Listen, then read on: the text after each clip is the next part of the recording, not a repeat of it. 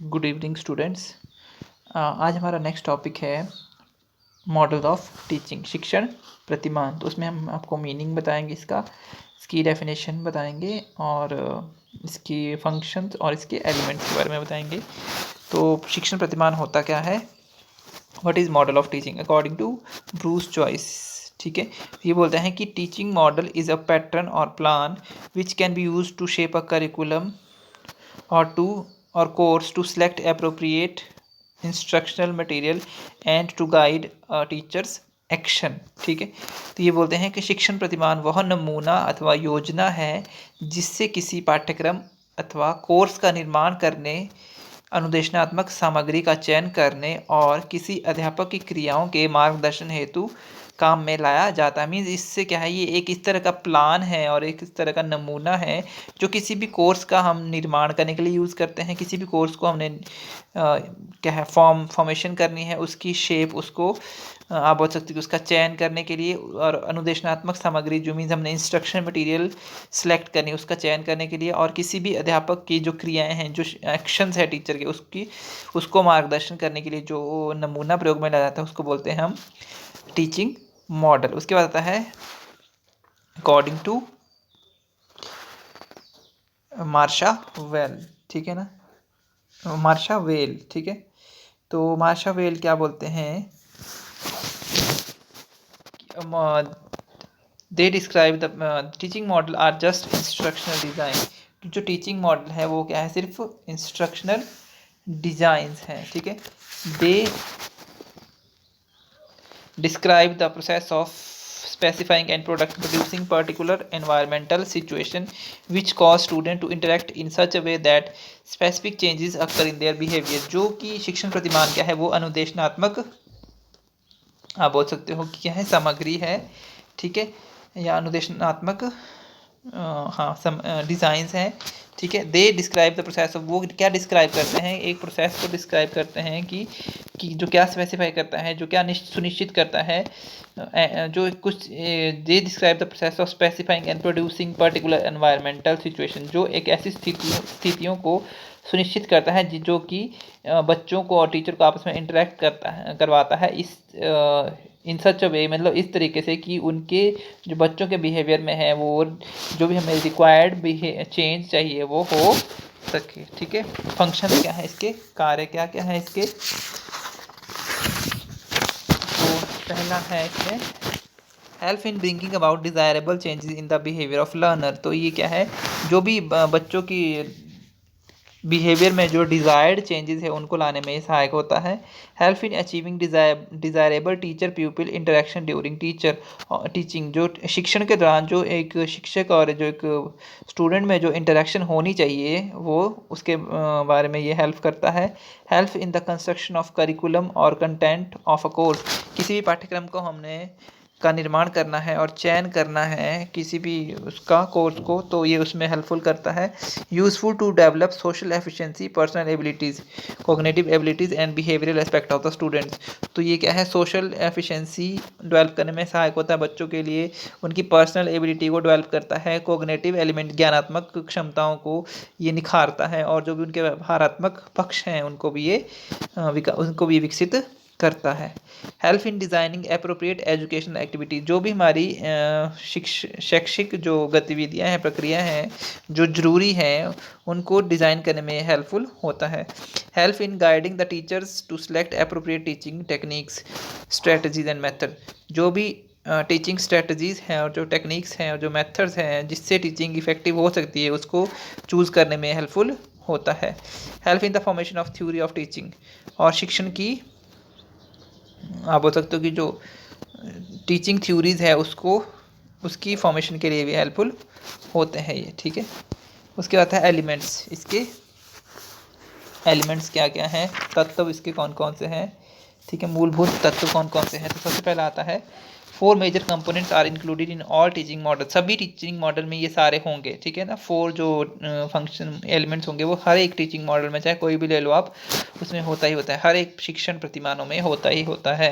Each of these component will very with the model. ठीक है, वो मॉडल के साथ वेरी करते हैं कि मॉडल किस तरह का है। The 5 component major components are focus, syntax, social system, principle of reaction and support system.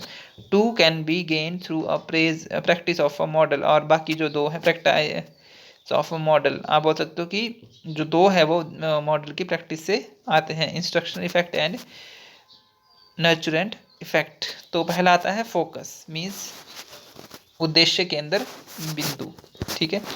तो फोकस क्या है? Central aspect of a model, ये केंद्रीय जो भी प्रतिमान है उसका केंद्रीय आप बोल सकते हो कि बिंदु है। It includes the objective of teaching and aspect of the environment, ये शिक्षण के उद्देश्यों को इंक्लूड करता है और जो भी एनवायरनमेंट टीचिंग एनवायरनमेंट उसके एस्पेक्ट को, उनके पहलुओं को इंक्लूड करता है। फिर आता है सिंटैक्स, संरचना, ठीक है। The sequence of steps involve in the organisation of complete programme of teaching. तो इसमें क्या होता है कि जो इसमें जो सिंटैक्स में है वो किसी भी यह प्रतिमान का यह भाग क्रियाओं की संरचना अथवा विवरणों के इर्द गिर्द घूमता है। यह तत्व शिक्षण के प्रस्तुतिकरण पक्ष का प्रतिनिधित्व करता है। इसमें क्रियाओं के प्रवाह का वर्णन भी किया जाता है, मीन्स इसमें जो हमें एक्शंस करने हैं वो किस तरह से चलेगी उसका भी डिस्क्रिप्शन होता है। The phases involve in the different model will differ, ये विल डिफर, जो अलग अलग मॉडल में ये फेज है वो अलग अलग तरह से वेरी करती है, ठीक है। प्रत्येक परिमाप का अपना एक पृथक चरण प्रभाव होता है, क्योंकि हर एक का अपना स्टेप, अपने अपने स्टेप्स होते हैं हर एक मॉडल के। फिर आता है सोशल सिस्टम, सामाजिक प्रणाली। The relationship between the teacher and the learner as well as the role played by each in the activities that taken place. तो इसमें क्या होता है? रिलेशनशिप शो करता है ये एक जो अध्यापक और एक बच्चे के बीच में, ठीक है, और जो उनके द्वारा रोल प्ले किया जाता है इस एक्टिविटी में कि वो एक्टिवली पार्टिसिपेट कर रहे हैं या जो उनकी भूमिकाएं हैं। शिक्षण प्रतिमान में सामाजिक प्रणाली से अभिप्राय है शिक्षक तथा विद्यार्थियों की भूमिकाएं, ठीक है, क्योंकि शिक्षण एक सामाजिक प्रक्रिया, हम बोलते हैं कि सोशल प्रोसेस है। तो इस प्रक्रिया के द्वारा विद्यार्थियों का समाजीकरण होना संभव माना जाता है तथा यह समाजीकरण शिक्षण तथा विद्यार्थियों के मध्य, मतलब जब उनमें इंटरेक्शन होगी उसी से होता है। अतः शिक्षक और विद्यार्थी के मध्य एक सोशल सिस्टम होना या सोशल सिस्टम का डेवलपमेंट होना जरूरी है। फिर आता है नेक्स्ट आपका प्रिंसिपल ऑफ रिएक्शन, ठीक है, प्रतिक्रिया के सिद्धांत। The nature of the reaction expected from the teacher to every pupil activity. तो इस क्या है? ये सिद्धांत वे दिशा निर्देश है जिसके द्वारा शिक्षक और शिक्षार्थी की क्रियाओं को निर्देशन प्राप्त होता है। प्रतिमान का प्रयोग करते समय शिक्षक को विद्यार्थियों की क्रियाओं के प्रति कैसा निरीक्षण करना है ये दिखाना पड़ता है, मीन्स किस तरह से उनको आप बोल सकते हो कि देखना है, रिएक्ट कैसे करना है उनकी एक्टिविटीज़ पे। It gives guidance to teacher as to how to expected react, जैसे मैंने आपको बता दिया, each activity to the learner to suit the characteristics of the model selected, ये आपको बता दिया। उसके बाद है सपोर्ट सिस्टम, सहायक प्रणाली। Additional requirement other than the usual human skills और कैपेसिटी ऑफ द टीचर, ठीक है। तो यह तत्व प्रतिमान के उद्देश्य प्राप्त करने के लिए आवश्यक परिस्थितियों के विषय में विवरण प्रदान करता है, ठीक है। ये उसके बारे में बताता है कि जो मॉडल थे, जो हमने ऑब्जेक्टिव्स बनाए थे डिफरेंट सिचुएशन में, वो हमें ऑब्जेक्टिव अचीव हो रहे हैं या नहीं हो रहे हैं।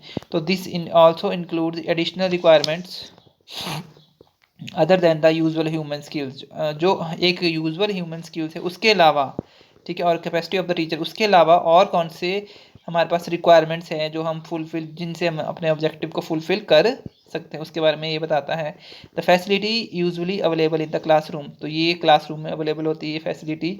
A description of this support system is in advance will help the teacher ensure that he can apply the model successfully. तो एक जो सपोर्ट सिस्टम का, जो सामाजिक प्रणाली का डिस्क्रिप्शन है, वो एडवांस में टीचर को हेल्प करता है कि वो अप्लाई कर सकता है अपने मॉडल को सक्सेसफुली, ठीक है, एक क्लासरूम में। उसके बाद आता है नेक्स्ट इंस्ट्रक्शनल इफेक्ट, अनुदेशन प्रभाव। इट डायरेक्टली इफेक्ट्स, ठीक है, ये क्या है? डायरेक्ट इफेक्ट है। और इफेक्ट ऑफ अ लेसन, प्रत्यक्ष प्रभाव है ये। और effect of a lesson as purposefully investigated by the teacher, और क्या है? ये जो लेसन का इफेक्ट है वो पर्पसफुली होता है, जो कि इन्वेस्टिगेट किया जाता है टीचर के बाय द टीचर। और उसके होता है नर्चरेंट इफेक्ट, ये इनडायरेक्ट है। और effect that might happen as by product, जो कि एक इफ़ेक्ट जो क्या है, प्रभाव जो क्या है, बाय प्रोडक्ट हो सकता है। सो ये था टीचिंग मॉडल के विषय में थोड़ा सा, तो बाकी हम कल पढ़ेंगे। Thank you and have a nice day.